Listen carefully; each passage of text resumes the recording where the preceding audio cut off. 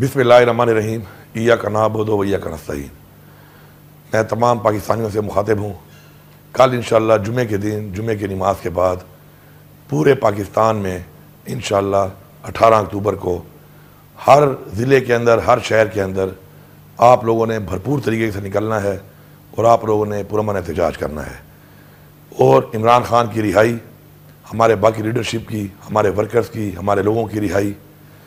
اور عمران خان صاحب کے ساتھ جو ایک رویہ اختیار کیا ہوا ہے کہ ملاقات تک نہیں چھوڑی جا رہی،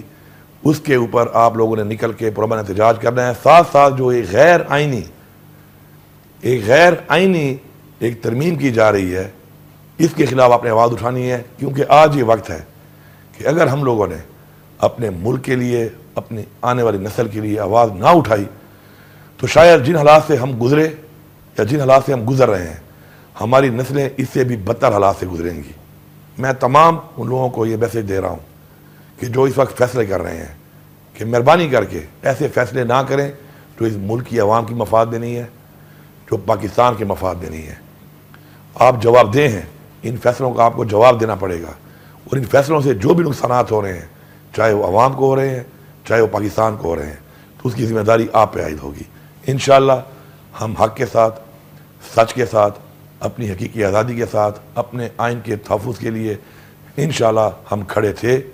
ہم کھڑے ہیں، اور انشاءاللہ ہم کھڑے رہیں گے۔ میں آپ سب کو ایک دفعہ پھر بھرپور طریقے سے پورے پاکستان کے اندر ہر شہر میں پرامن طریقے سے نکل کے اس احتجاج کے لیے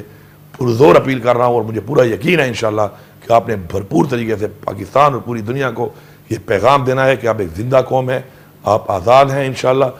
اور اپنے حق کے لیے آپ کھڑے ہیں۔ آپ کا شکریہ۔